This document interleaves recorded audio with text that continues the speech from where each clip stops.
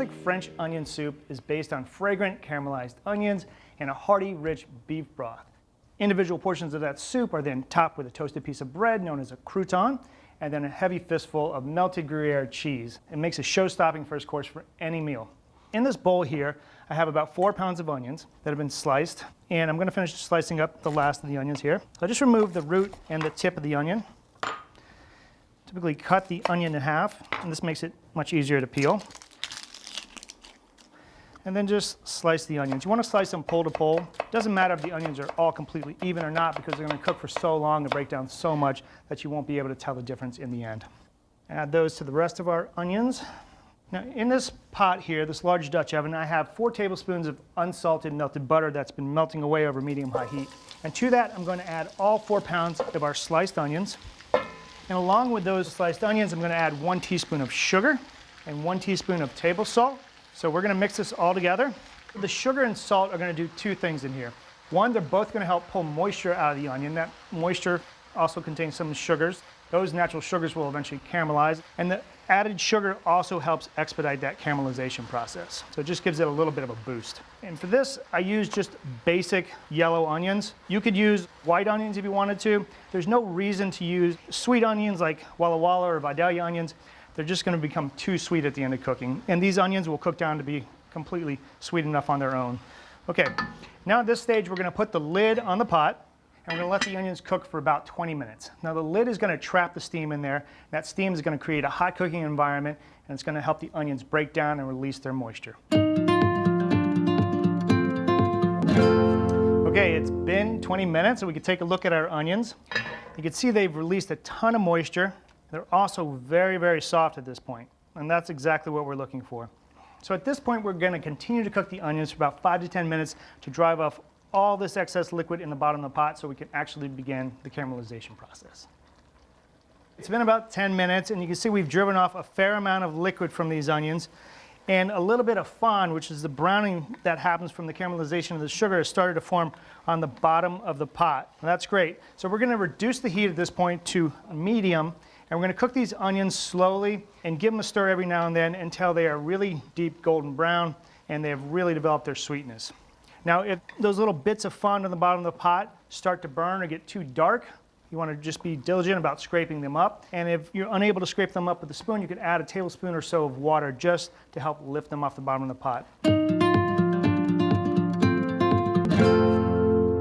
So it's been about 40 minutes, and you can see that our caramelized onions have changed quite a bit in their color, their look, and their texture. They are fully caramelized at this point. And you can also notice that there's a significant amount of fond in the bottom of the pot. Those bits of fond have a lot of flavor. We're going to add a cup of red wine to deglaze those bits of fond. And once we pull them up, they're going to incorporate into the body of the soup. And with all these caramelized onions, which are pretty sweet, we didn't want any more sweetness. We found that a cup of dry red wine added enough complexity to it. Bring this to a simmer and cook this until nearly all that wine has evaporated. And we're going to use our wooden spoon to just scrape up those bits of fond on the bottom of the pot while we go. Okay, you can see that the red wine is nearly evaporated. And at this point, we're going to add 8 cups of beef broth. Now, since beef broth is a predominant flavor in this soup, you want to make sure you get a good quality beef broth. So again, 8 cups of beef broth going into the soup. And then on top of that, we're going to add a half teaspoon of table salt, a half teaspoon of pepper, 2 bay leaves, and 4 sprigs of fresh thyme. So we'll just give that a little stir. We'll increase the heat a little bit and bring this to a boil.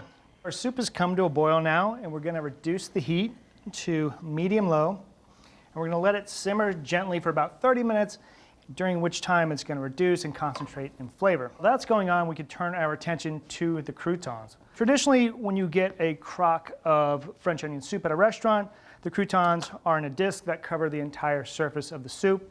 So I have 6 ounces of a baguette here, and we're just going to cut this into 1-inch pieces. So if there was an aha moment for us when we were developing this recipe, it was to cut the croutons into bite-sized pieces so they would actually fit in your spoon and fit in your mouth. So split it into about 4 pieces lengthwise, and cut each one of these in half, and crosswise into about 1-inch pieces. Okay, so now we could add our croutons to a bowl. And we're going to toast these in the oven for a bit until they're nice and crispy.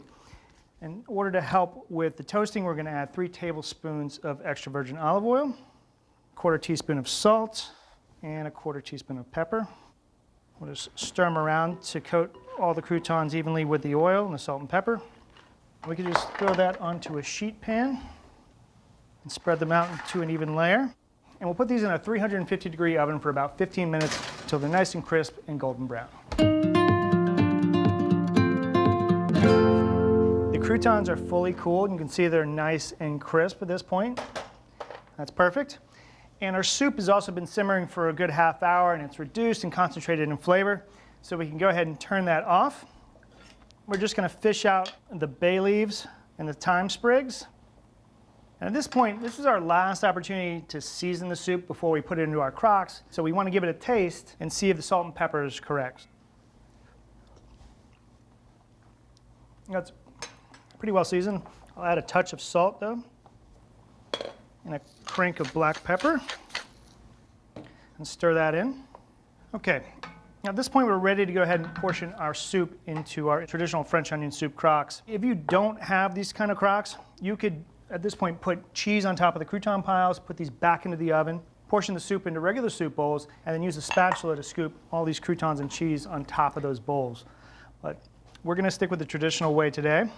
It's nice to prevent drips if you scrape it on the bottom of the pot first before you transfer it to your bowl. And I'm putting all these crocks onto a baking sheet.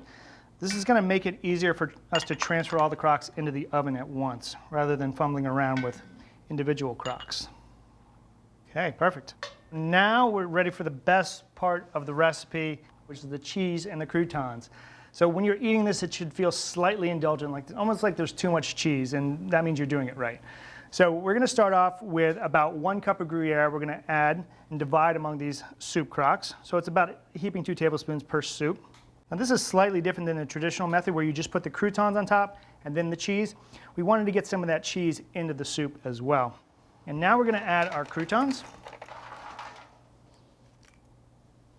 Scatter them on top of the soup.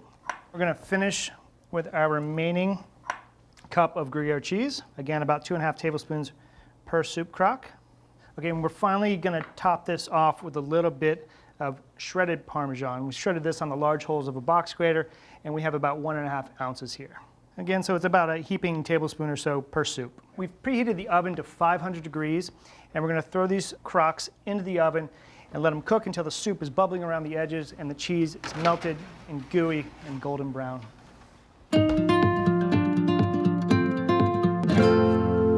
Ooh, these look gorgeous. Okay, so it's been about 7 minutes. You can see the soup is bubbling around the edges, the cheese is melted, and it looks fantastic. It smells fantastic too.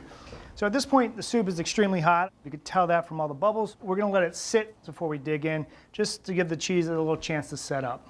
Okay, our French onion soup has had a few minutes to cool down, so we could transfer it to our plate. A lot of times with recipes for French onion soup, you'll see a lot of cheese that's melted down the sides of the crock. I think a lot of that is just for show because it's completely unnecessary. What we did is we put all the cheese in there so we don't have a hard to clean crock on the outside, and we're going to actually eat all the cheese we bought. All right, it's time to dig in.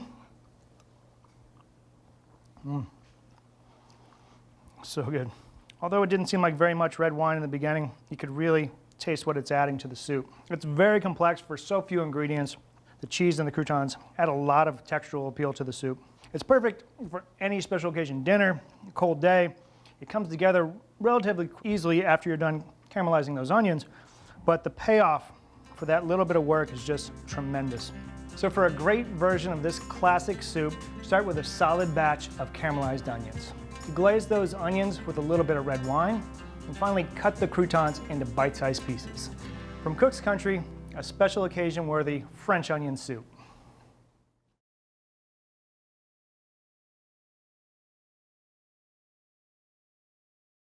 Thanks for watching Cook's Country from America's Test Kitchen. So what'd you think? Leave a comment and let us know which recipes you're excited to make, or just say hi. Now you can find links to today's recipes and reviews in the video description. And don't forget to subscribe to our channel. See you later. Alligator.